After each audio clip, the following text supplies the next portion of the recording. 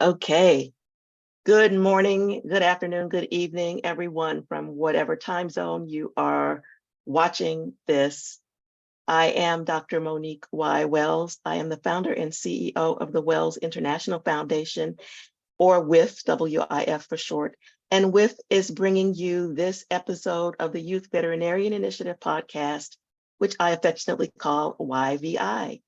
If you do not know about YVI, our mission, our purpose is to introduce Black and Brown youth aged 9 to 17 to the field of veterinary medicine and other animal-oriented professions so that these youth who are generally underserved and definitely underrepresented with regard to veterinary medicine, it's an opportunity to expose these youth to the field of veterinary medicine and other animal-oriented fields, and also to introduce these youth to Black and Brown professionals in veterinary medicine and other animal-oriented fields so that they can see themselves actually potentially pursuing a career that involves animals.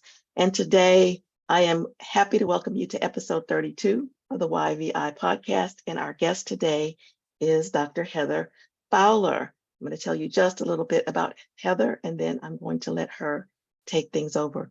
So Dr. Heather Fowler completed a veterinary medical degree at the University of Pennsylvania School of Veterinary Medicine in 2010. That happens to be my alma mater as well.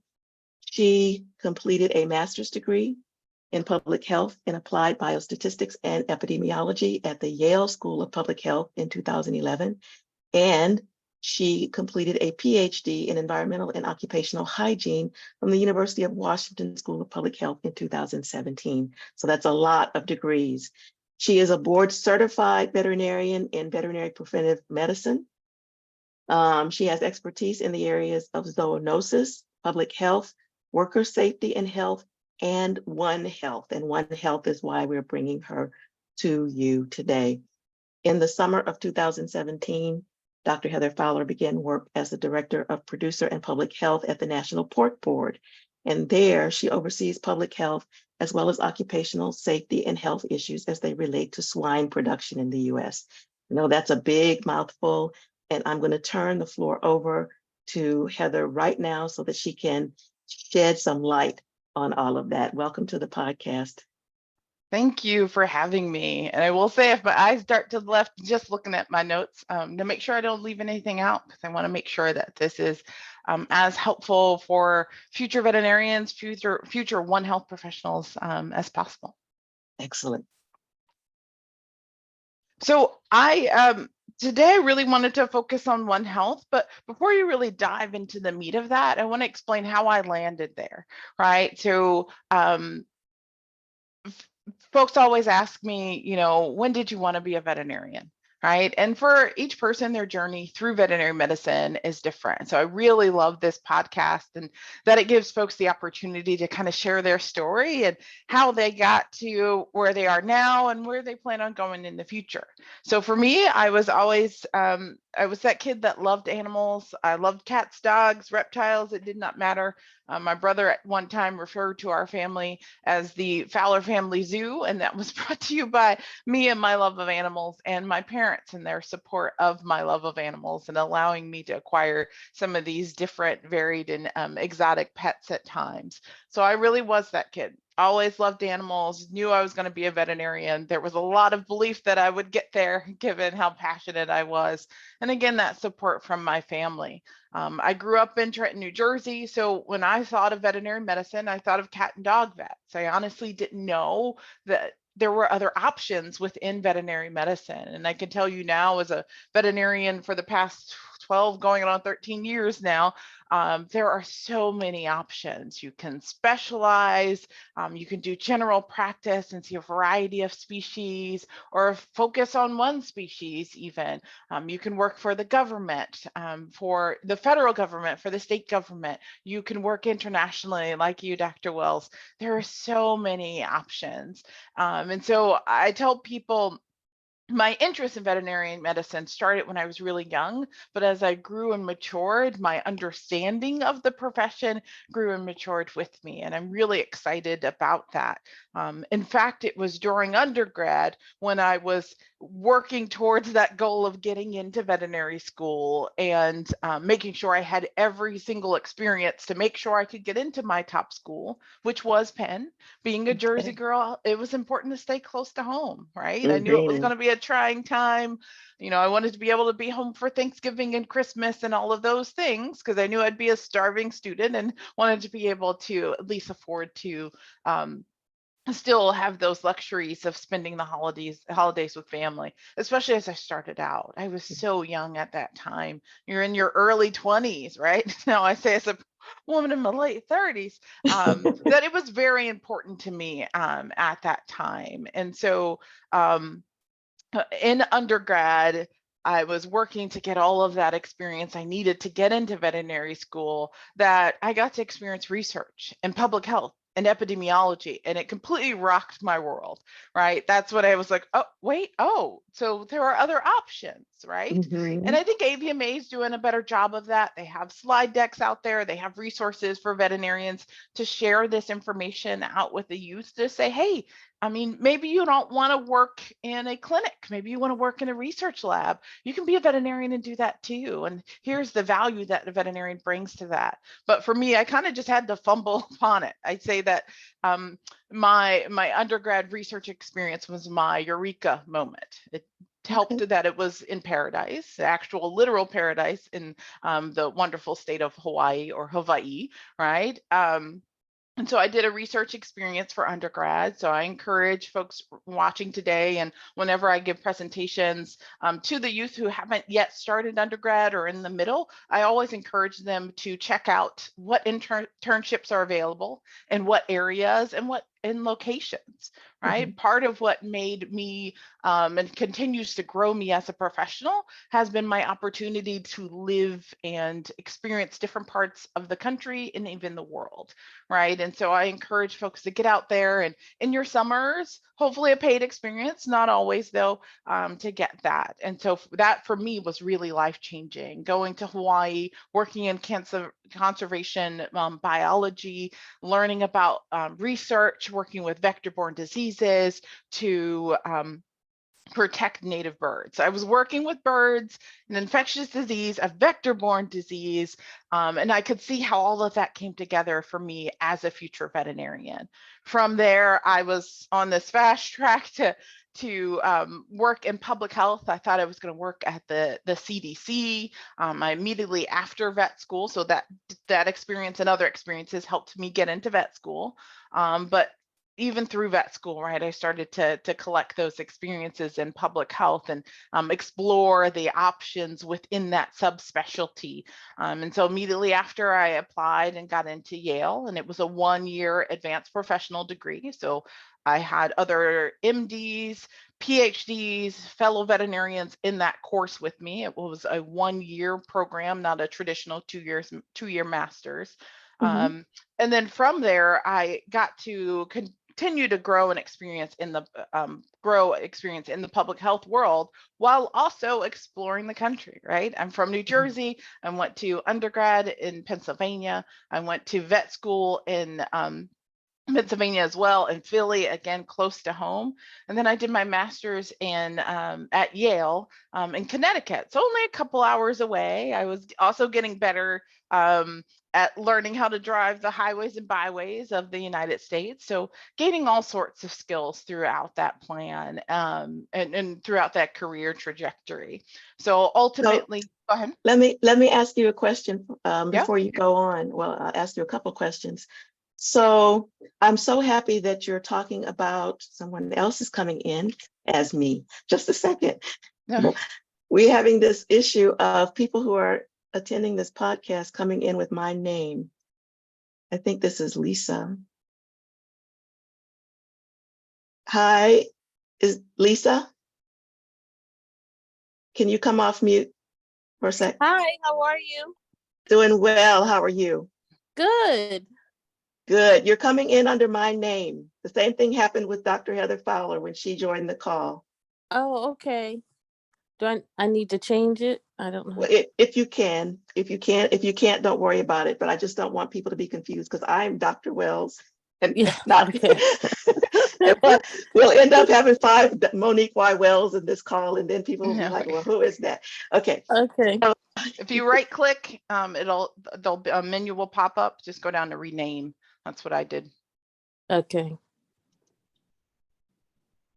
okay. Okay. So I was asking Dr. Fowler. So I was saying first that I'm just so excited that you're talking about all this travel because Mhm. travel is such a big part of it's part of what the Wells International Foundation wants to encourage young people to do.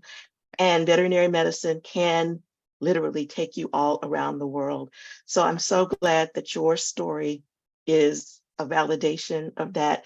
And then I just wanted to ask you if you could just give a couple of definitions for people who don't know what a vector-borne disease is and then what the CDC is. Yeah, thanks for keeping me honest. I talk to students all the time about jargon and I try to catch myself. So I appreciate that call out.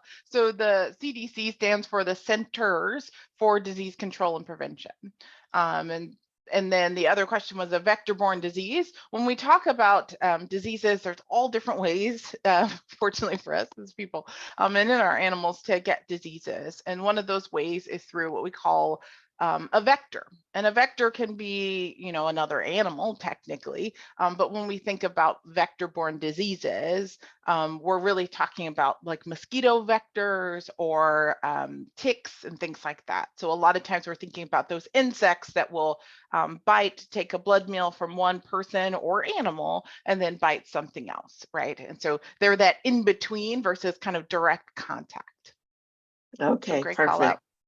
All right. Yeah, and I appreciate the break because I was getting a little long-winded with my story there. So, I appreciate that. But just know that for me, my interest in vet med started as a child. It grew as I grew, and then those experiences kind of took me all over the country. And my interest in veterinary medicine encouraged me to get some of these exposures, which helped shape me and then put me on different paths. So what I like to tell folks is, be open to the experience and trying new things. I got kind of pushed in a different direction. Here I was getting experience for vet school, went to Hawaii, and then started to explore research as I entered vet school. So I was at this point where I thought I wanted to open a small animal practice, own my own practice in the future. And then I was starting to look into research and public health and epidemiology and subspecialties. So definitely be open to that. Not a lot of people change coming into vet school, but there are some that are. So I encourage you to follow your passion as you go through.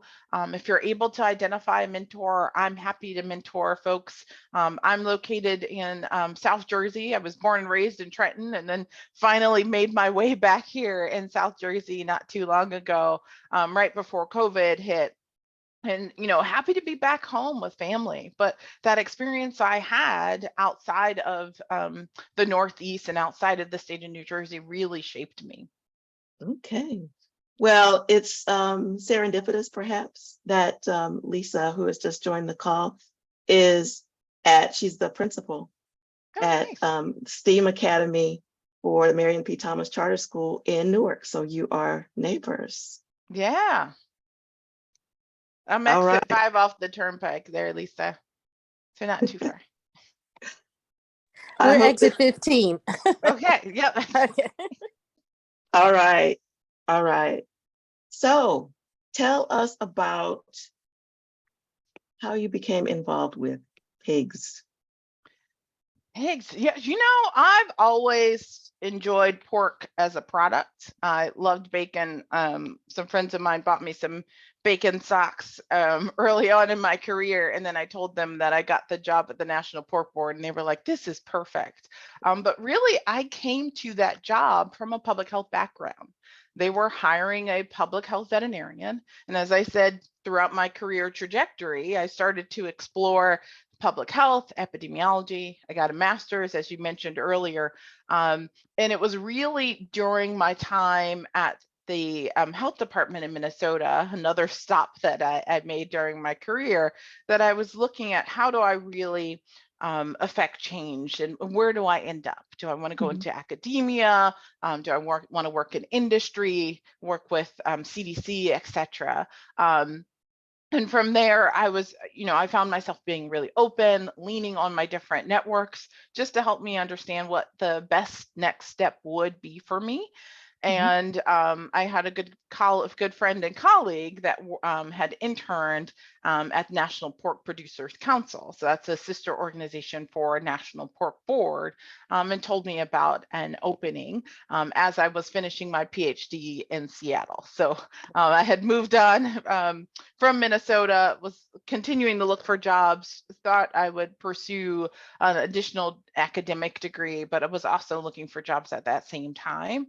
And that's really how I ended up there. It was purely from a public health background. When I had started the job, I had not touched a pig for about probably 9 years. So they Okay. really did take a lot of interest in me. I was not raised from an ag background, right? Born and raised in Trenton.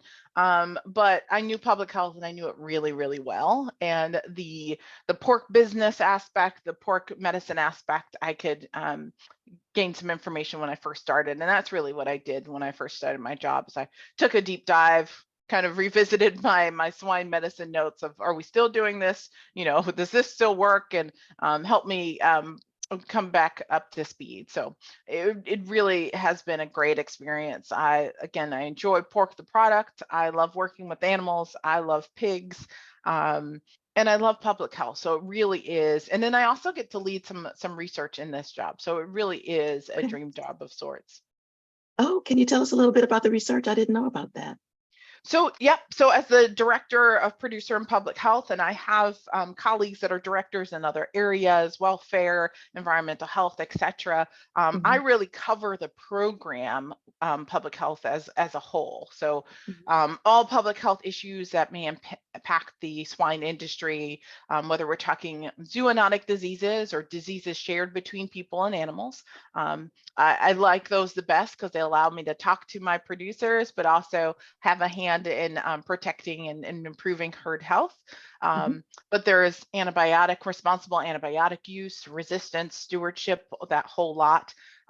So I get to, in my role, develop content, whether it's fact sheets or give presentations, do education and outreach efforts like this to various Mhm. audiences, but I also get to lead our research program. So depending on the organization's priorities, which are directed by producers, by America's pig farmers, we determine what research we want to do in a given area. And so in the past few years, we've really focused on both influenza and antibiotic use and resistance, ensuring that we're continuing to collect the data needed to improve practices in those spaces. So our organization does a lot of research, and again, across the different areas, not just public health. Okay. So I just want to share my screen for a second and show everybody if they didn't get to see this before. Let's see if I can do it. Here. I want to show everybody this picture of you. Can everybody see that? Yes. Can you see? Yeah. Okay. So can you tell us what you're doing here? Is this part of the work that you were just talking about? So this image actually comes from, as you can see in the kind of title of the image, a public health farm tour. So as part of my role, I get to lead different programs, and part of that includes bringing other public health professionals into pig farms and showing them how we work really in a One Health way. Right. So we'll talk about public health in terms of the health of the animals, the health of the workers. We talk about animal welfare, how the animals are taken care of, those types of things. And we kind of, and we also orient them on what do you call a female pig and a male pig and all those different things. And then it culminates with a tour through the facility where we have some cameras available so you can take some photos. So I never pass on an opportunity to have a photo op, within a farm. Okay. All right. Well, thank you for that. I'm going to stop the share now. I just wanted people to see that because first of all, the little piglet is so cute. And but the environment that you were in, so many people, I think, just really have no notion of how pigs are raised and just anything about that. Mhm. And they think of a pigsty, and they think of the big fat animal laying in the mud, and that's Mhm. pretty much it. Yeah. So I wanted people to see that there's a lot more to being a pig. There's a lot more to Absolutely, right? And you have the whole, like you said, kind of fattening up a pig, right? There's so much that goes into swine production, including animal nutrition, right? Mhm. I can tell you in vet school, we had one course in animal nutrition, and that's why I leave the nutrition to the PhDs that are part of those plans. So that Mhm. particular image was taken from a pig farm that likely has an animal nutritionist on board, an animal scientist that specialize in nutrition that can say, okay, well, now that the pig's getting older, let's change the diet, let's improve these things so that they're not just fattening up, but they're building muscle. Because really, it's the muscle that is the product that we harvest from the animals. Mhm. Fantastic. So you talked about One Health. So in that Mhm. context, so can you elaborate more on that? Absolutely. So when I can talk about One Health in general, but as it relates to on the pig farm, you have all the elements there. You have people, you have animals, and you have this environment. You can look both at the micro environment, which is the workplace environment, also the environment where those animals are living. So their housing environment is your workplace, right? But there's also the macro environment. How are the actions that our farmers doing impacting the air, the water, the soil? And those are areas that we continue to research upon and continue to improve upon. But in general, know that every single day, in the work that I do and my colleagues do work to improve those practices, farmers are making sure that they are optimizing pig health, right? And they're doing it in such a way that protects animal well-being. They're protecting themselves and the workers on the farm, and they're also working in a way that protects the environment. So the goal is to produce a product at the end of the day, but there's so much that goes into it, and they have to balance that, right?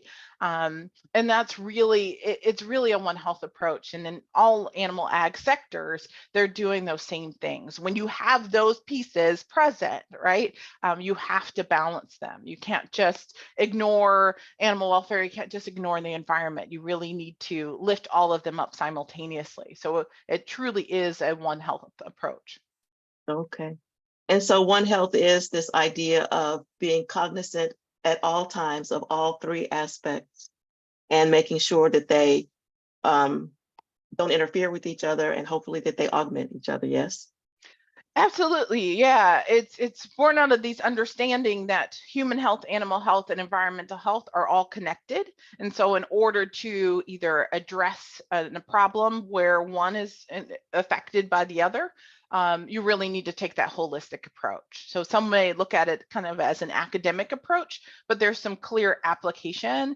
And a great example is in animal agriculture, where they're balancing those aspects every day. So again, human, animal, environment, connected, make sure you look at them holistically when interacting in those situations. Okay. All right. I keep interrupting you. No Go on. worries. You have really good questions. And again, keeping me honest and making sure I'm giving those definitions. So I appreciate it. Okay. Okay. So what else did you want to tell us about your fascinating work? So let's see. So if you guys have any questions, send those out. But I think for me, the biggest thing working in One Health is it gets you opportunities to collaborate and meet new people. I will say I'm an introvert generally, but most of the time our work requires us, to be somewhat of an extrovert. And when I'm at work, I'm a super connector. If I meet you and I'm like, oh, well, you know who else would be great for this particular podcast or experience, I can name a few names and introduce you, right? And that's important for me because I want you to reciprocate if you think of someone for me. And that's really Mhm. how we can continue to work together and get work done. And that's really ingrained within the One Health approach, coordination, collaboration across those sectors, right? There's no one person that will know everything about a broad issue that affects human health, animal health, and environmental health. like I said, within the hog barns, right? It's really a team. You have the veterinarian, you have the nutritionist that's making the calls on nutrition, not the veterinarian usually. You have the farmer. You might have someone that specializes in safety, that checks on the safety of the workers. You may have someone that's specializing in animal welfare, that is checking on the welfare of those animals. Within the industry, we have a welfare audit, for instance. So you might have someone on staff that can conduct those audits internally, right? And so it just kind of points out that it takes a village, essentially, to say it in another way, to address some of the complex issues. Another example of a One Health issue was COVID, right? We had a new disease emerge. Early on, we had no idea, besides people, what other species could be affected, right? We thought we saw some cases early on about dogs. There's some fear about dogs and cats having it because they live with us in our homes.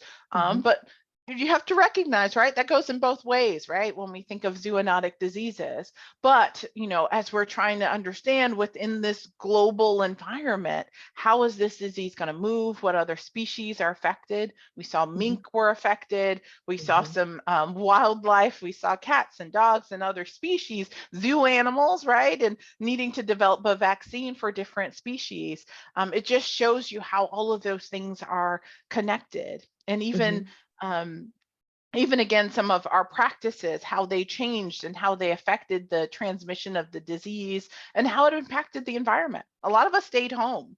So if you look at pictures from NASA, they showed a decrease in pollution during COVID, because so many folks were staying home, we weren't flying, et cetera. So you could see noticeable changes in the environment given that disease. So it just shows you, again, the environment's not just a substrate to pass diseases. It also can be impacted in different ways due to human behavior, animal behavior, et cetera. So again, just all different ways that we can talk about One Health, as long as those three pieces, human, animal, environment, are represented. That's amazing. I hadn't thought about just the air per se.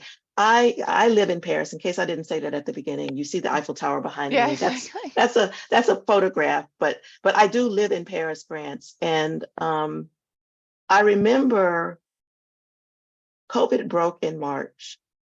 And we were in lockdown for a few months before we started to come out of the first lockdown. And I remember thinking that the trees and the flowers had never been so spectacular as they had been. I've been in Paris. This is my 30th year in Paris. And so 2020 was like my 28th year. And I had never seen the plants look so beautiful ever here. So that's what you're saying about the environment. We take the environment for granted, the vast majority of us. Right. And then we saw changes in wildlife. We saw changes in animals in the zoo, right? So, and then it might have been actually a negative change, I heard at times, where some of the zoo animals were used to observing us. We think of going there to observe them. Well, they didn't have as much traffic there. And so for some of the animals, at least what I've been told from a colleague, that you saw some changes in their behavior as well. So just understanding that it's really complex, right? If you change one thing, how does it affect the others within that sector? Yeah, okay. All right. Lisa, do you have any questions? Where do you do your work? Is it in New Jersey? So I work from home in South Jersey here. My employer is located in Iowa, but essentially, since we are a national organization, I mostly work from my home office. I can attend meetings from here. And then if I need to go to conferences or other meetings or to farms, I can travel I usually travel out of Philly. It's a little bit closer than the Newark airport. So that's how I was able to live here in Jersey, though my job's technically in Iowa. Thank you. And Iowa is in the middle of the country, so we're already talking about remote work. Have you ever gone to Iowa? I mean, I guess you were there when you were hired or whatever, but do you have to go there periodically for meetings or things like that? Yeah, so when I first started, I was there for 2 years and then moved back to South Jersey in late 2019. And generally, I make it out to Iowa into the office probably 3 or 4 times a year. Mhm. So probably once a quarter, something like that. It all depends, right? Want to make sure it's a purposeful visit. So whether there's a meeting or a conference out that way, but I try to make it out there regularly and touch base with some of the employees in the office, right? We want to make Mhm. sure that we're able to continue to collaborate and grow as a team in that regard as well. Mhm. Okay. And does the National Pork Board have any youth-oriented activities? Oh, that's a great question. At a number of our meetings, we have some activities for youth. I believe they're often tied to our producers. So like opportunity for our producers to bring their families along and then have some educational opportunities for the youth there. We have internships available for college age students. So each and every summer, we bring in a number of interns and they're placed in the different departments within the National Pork Board. There's also state associations that we work very closely with. So within the swine industry, you have the national, but you also have the individual states, and they take some interns as well. Mhm. Okay. So yeah, if you think you might want to try working with pigs, pigs are fun. Pigs are smart. Pigs are not filthy, the way that people think that they are. And in a lot of ways, they're like people. I mean, just in the sense of their body, their physiology, and their some of the pig skin, for example, is similar to human. So they're very interesting animals, and so I think it's amazing that you have a chance to, even though you're not with them every day, but they're your focus.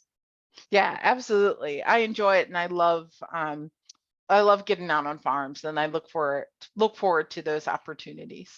Mhm.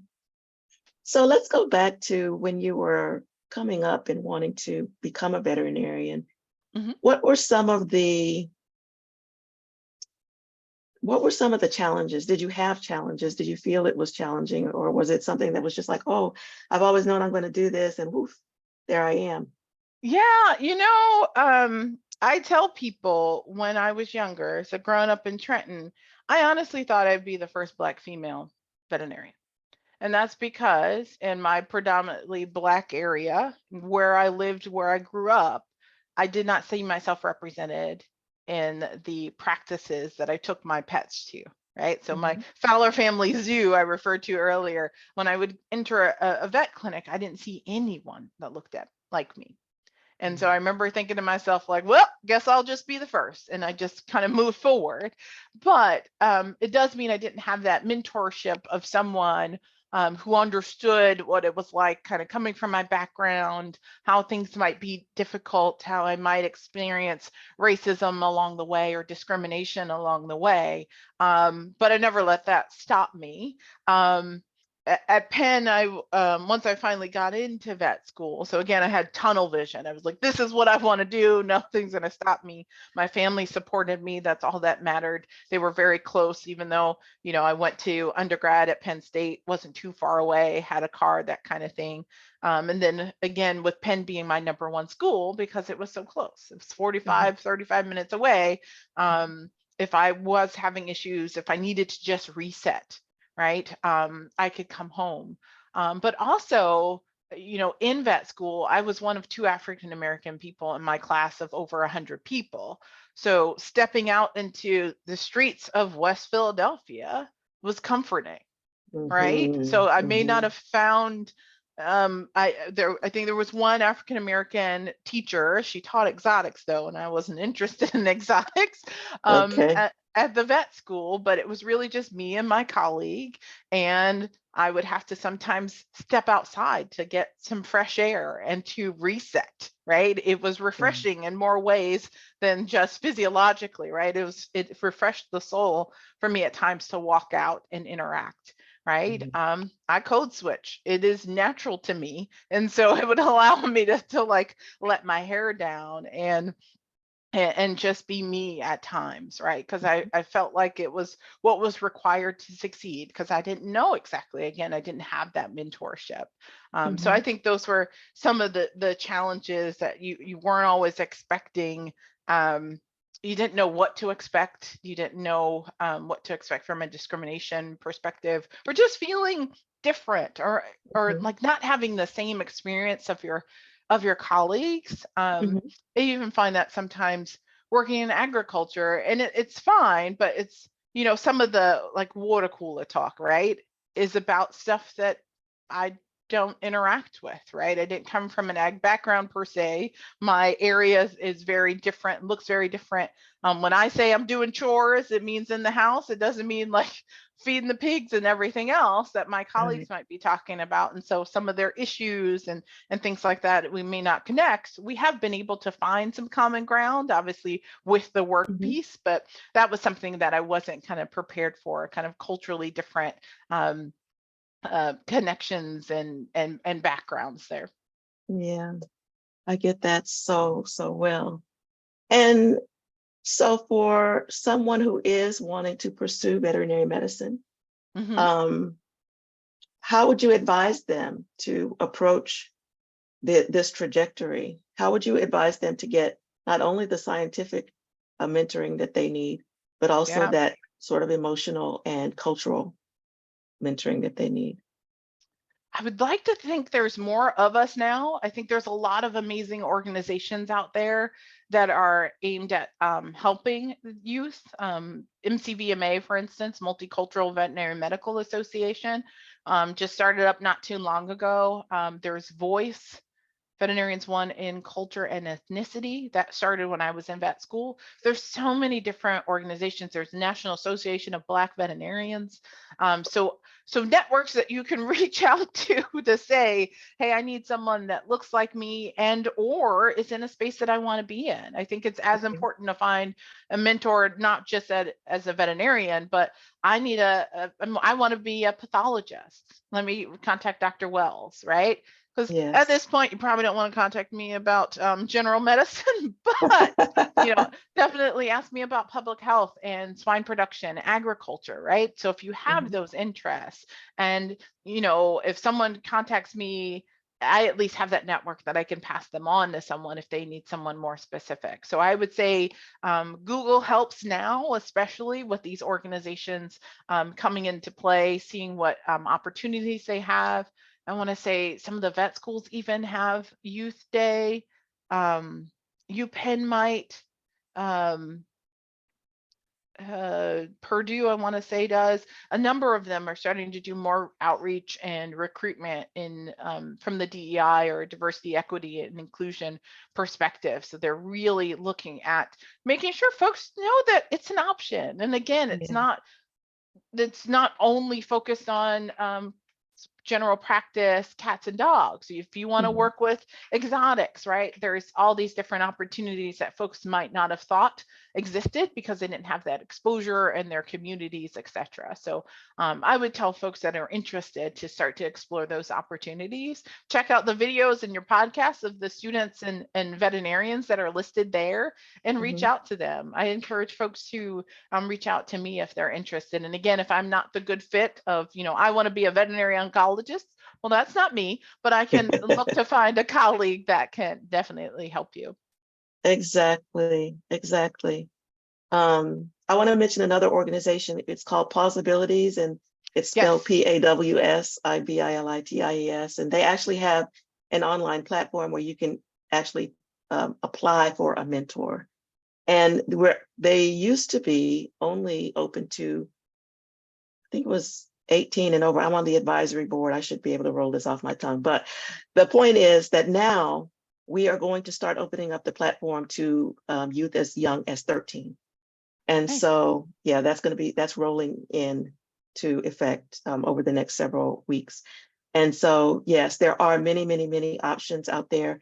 You just have to ask. And Google is your friend, Google is your friend, right? Absolutely.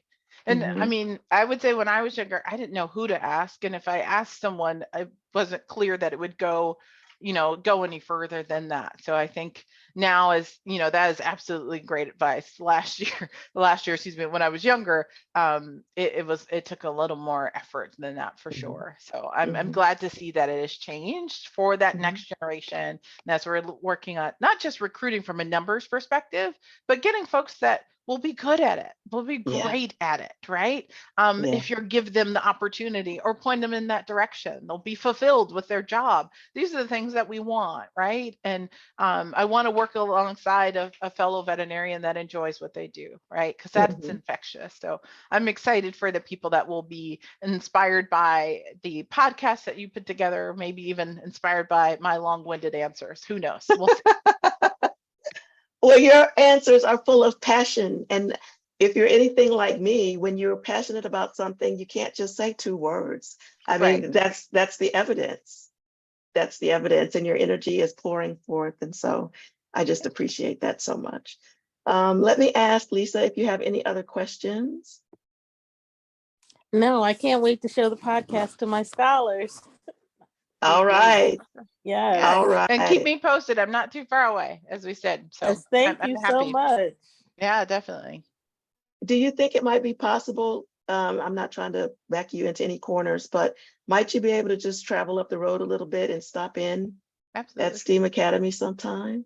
Yeah, definitely. Keep me posted. I can put it on the calendar. It's not even an hour, right? Maybe it's an hour. Maybe Yeah. 45 minutes. So, My group Oh, my scholars meet every other Thursday at 4 o'clock. okay. So I will definitely email you. Thank you Okay. so much. Perfect. Yep. Yeah, would okay. love to. This is what YVI is all about. Absolutely.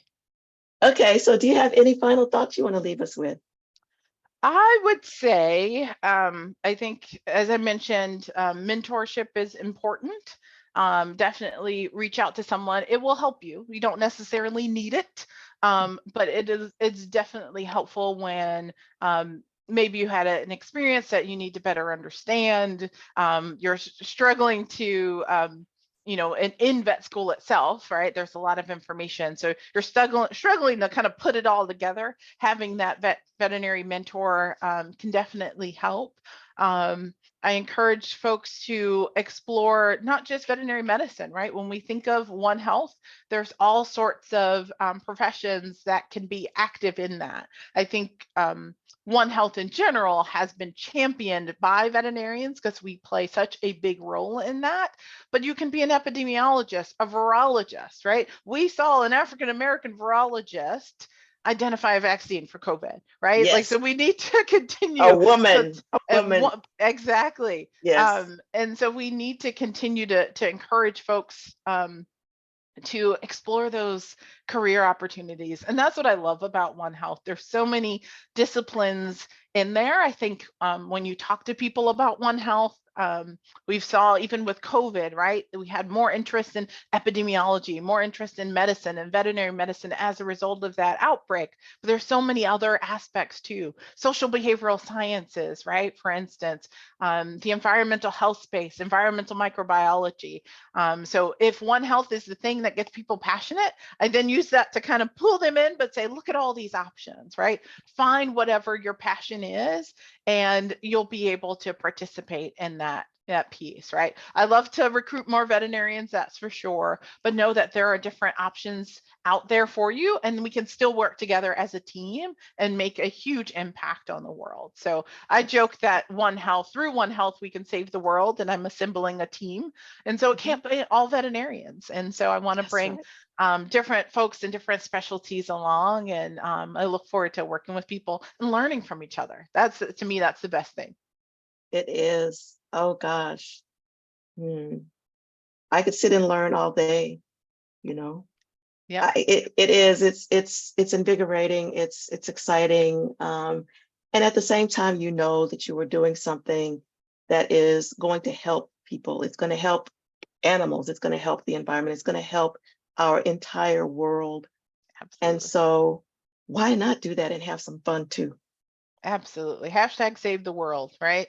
Mhm, And so we need more MDs that are champions of the One Health approach, epidemiologists, virologists, etc., right? Social behavioral scientists. To me, that's a huge part, right? When we think of behavior change, let's understand the mhm, why, mhm, anthropologists, etc. mhm, So mhm, mhm.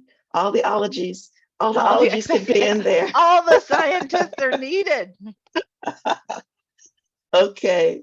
Well, I just want to thank you so much for this wonderful, wonderful episode, for sharing your story, for being so frank and honest, and for being so excited and delivering that excitement to our audience. Because this this is exactly what YVI wants to show. We want to show our youth that there are Black people, there are brown people who are out there making a difference in the world as veterinarians and in other animal-oriented fields and in all the other ologies, just Absolutely. like Yeah. Dr. Fowler was just saying. And you have your pick, you honestly do. So just get out there and explore, dip your toe into a lot of different ponds, and whichever one feels better, pursue that a little more. And we're all out here to help you and encourage you. And Absolutely. if we can't give you exactly what you need, we can find somebody who can. Awesome. Okay, I I'm appreciate gonna. the invitation again. Thank you so much. Yes, yes, yes. I appreciate you coming. And as soon as this is uploaded to YouTube, then I will send the link out to everyone. And the STEAM Academy scholars and the other scholars in our YVI book club and merit badge program, and scholars around the United States and even the world will be able to see this and appreciate you. Awesome. Thanks again. Okay, so we'll say bye for now. Goodbye, everyone. We'll see you next time, next month on the YVI podcast, and I'll be sending out an announcement about that in a couple of weeks. Okay, bye for now.